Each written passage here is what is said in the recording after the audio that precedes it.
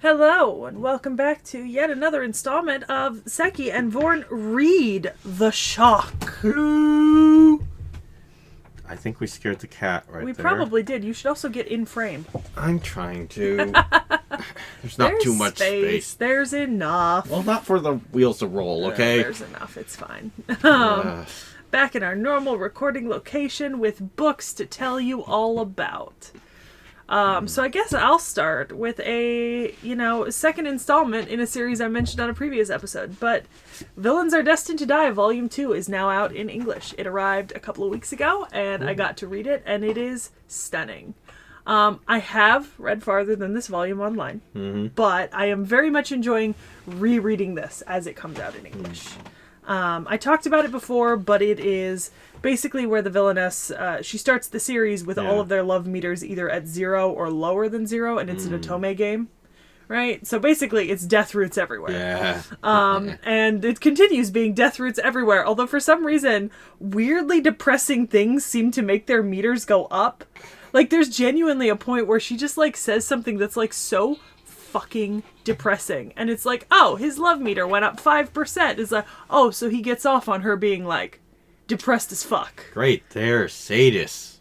Not even. It seems to be entirely unintentional. They're just such assholes that they enjoy when she's in pain. I don't know. Oh, it's terrible. I love it. Yeah, great. Let's see, for me, I'm going to be talking about something I already said, because I've been actually keeping up with it. The main heroines are trying to keep up with me. Not keep up with me, are trying to kill me. Oh. Yeah, I've been keeping on with that. Very much love it. Nice story. Yum. Yum? Well, yes, it's a good read. Yum. Oh, okay. All right. What were you assuming? I don't know. I've just never heard the word yum used in conjunction with, a book, unless it's in, a horny context. Do you know what I mean? Oh. I just hadn't heard that phrase before used in that way. It's fine. It's fine. Got it. Don't use that phrase ever again. On the topic of things that we've been keeping up with, guess what's back? Lies Become You. On Manta. Season 2 just started. It's 4 or 5 episodes in already. And I am loving the season 2. Basically, this girl, she was kind of raised in the streets, and she sells herself as people's fiance or escort, but when they need her to make a scene or something, right? Her back's this dude's I need you to pretend to be my fiance and then break up with me because you're a cheating whore, and she's okay, I'll do it. And then something happens and she needs to get the fuck out of the kingdom she's been working in because she fucked up. And she ends up going with this dude who's here, if you marry me, I'll give you all this money and shit because I, need a wife. But secretly, he knew her when she was a child. And she doesn't remember this because something's up. Love story. It's so sweet. And the art is beautiful. And because his country is a desert kingdom, it's all shirtless men in white linen skirts. Yes, of course, the thirst right there for Sekhie. Look. The point of, the some of the enjoyment of manhwa and manga and all that comes from the visual element, and the art is beautiful. Yeah, sure.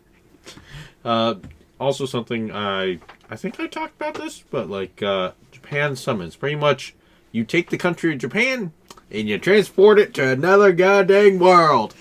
I've actually been reading that for quite a while, so yeah, that's been a very nice read. Yeah, that's good. That's pretty. I feel like I shouldn't mention that. So I have been reading a couple of other things. I read Go Away, Romeo? Or Romeo, Leave Me Alone? It's this take on Romeo and Juliet by Shakespeare, except for what happens is that there's Juliet and Romeo, but then there's also Rosaline.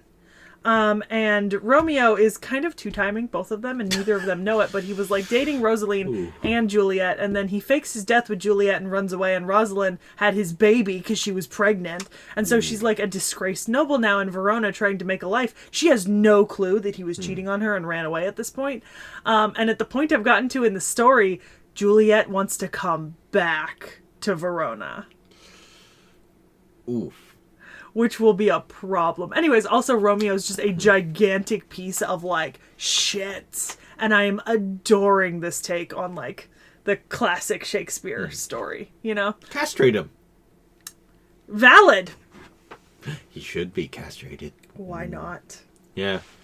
Let's see, Oh, it's called Go Away, Romeo. Sorry. Okay. It was one of the, it's one of Webtoon's Canvas originals, and then it got licensed by Webtoon. So now it's a Webtoon original and not just like Canvas creator. So go support the creator on Webtoon, because this is now an officially licensed series, not just a fan, just a project, like 10 out of 10. Oh. Something that I've picked up after dropping it for a little while is Paranoid Mage right there. Pretty much it's it's kind of Harry Potter-esque right there, in kind of how like they have a mage society, but it's also from the viewpoint of a person who is past midlife crisis stage, getting thrown into it without any real knowledge beforehand, and it's quite fun to actually read it. I am at book 4. I dropped it at book 3, and I did actually have a worry about book 2, because they did kind of continue the fights quite a lot, so that was kind of worrisome, because I was worried, oh, is it just going to continue to fight without really any other explanation, but luckily it didn't. You can actually go find the stuff on Amazon, and like there's audiobooks and stuff like that, so if you want to, you can support the author you really like it. So yeah, that's another thing. Everything I've mentioned so far has been either legally releasing in English, or either in paper or on one of the various apps. I've been really deep diving into Manta's catalog recently, because Manta has this really awesome subscription model where instead of paying for coins, I pay on a monthly basis. I pay like $3 a month to get access to their entire catalog. No wait times, nothing. And it is fucking stunning. If more Webtoon sites did this, I would be so much further in so many books. But in that respect, I did just start Betrayal of Dignity. It now has 8 episodes out.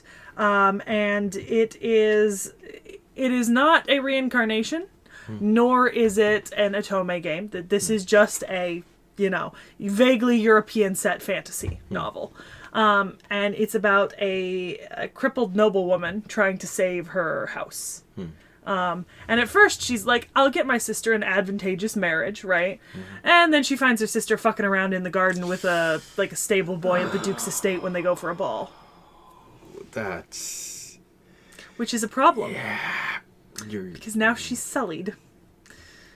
And I mean, yay, draconian European medieval principles of, behavior for women. But, also, what the fuck? Because the sister knows they're in trouble, and she still did, because she's like, love. And now she's stuck with, a worse-off situation, so. Oh, yeah. Yeah. Yeah, I read a couple stories like that. That's girl. I mean, you could tell by the name, Betrayal of Dignity. So, I'm going to actually talk about a little bit of a crap read that I actually had. Living a Maiden's Game in hard mode. I think I've heard of that one. Yeah. I've read it, and it's like, okay, this might be a nice concept right there. And eventually it's like, the main character is just too overpowered, and it just becomes not fun to read anymore. Because there's no difficulty, it seems like, for the main character at all. The concept is good because it is like an isekai pretty much, and I like isekais, but there needs to be a little bit of a challenge, and it's like, or you just purposely make the character overpowered and then you just make a joke out of it, which you can do that as well. This is trying to, I feel, a little bit too serious right there to be in part of that joke category. Okay. I've got a little bit of a twofer for my last one. So I do have one I'm reading and then something I want to mention on the side. But so this one's actually from T.H.E, third different app of the day. Yeah. But this is called I Wasn't the Cinderella. And it's actually pretty long. It's 65 episodes. I'm currently struggling with it a little bit right now because I do want to read it legally because it is available. Yeah. But it's also like one episode every like 3 to 6 hours. So it's hard to keep up with it because I forget to check in and then I miss my time. But it is like a betrayed noble. I mean, she thinks she's in love with this dude and then, turns out that she was not the woman he was really in love with. He was just using her for her money. The gold digger. Yeah, and so she's like, maybe I can make an alliance with his, like, cripple of a brother or, like, adopted brother or whatever. And then it turns out that he is a manipulative little bastard who is not actually... The cripple? Yes. Oh. Like, this boy playing 4D chess with the politics of this kingdom. Like, holy fuck. I love it. And she's just like, holy shit, now, am I caught in his web? Like, oh god, I need to get ahead of him. And he's just like... And then for my special mention, so we know that I read Solo Leveling. And I have kind of all the current books out. There has not been a new book out into English since the last time that, Nick Knack and I did an off-the-shelf Solo Leveling. However, we are getting a bunch of after stories currently being published to the app that it's publishing on. They are, pretty easy to read. And they're, how like a lot of manhwas do like after story, like 1, after story 2, after story 3. It's those type of thing, like, alternate universe or what happens later. And they are being published partially in honor to the illustrator of the original set who passed away a little while ago. And they are stunning. I'm really enjoying them, getting that little bit of extra content. It really has me like happy. Yeah. Yeah, no, like, I always love those after stories because, like, sometimes you always just want more, especially from a good story. And for my last one, it is The Queen in the Iron Mask. I really do like that manga right there, and it has been completed because I am reading off manga decks right there. So, yeah. And I quite like it right there. Don't read it if you are probably... Let's see, what's the age rating for slight nudity again? It's 18. Okay, so 18... Under 18, so yeah. Because there is slight nudity, there is some gore in there, but it's quite a nice read right there. It's not too big of a read, I find. So yeah, give it a try if you really want to see that. All right. So with that being said, we'll see you next month for another episode of Sekhie and Vorn Can Read. Whoop! Have a good month of reading right there. Yes.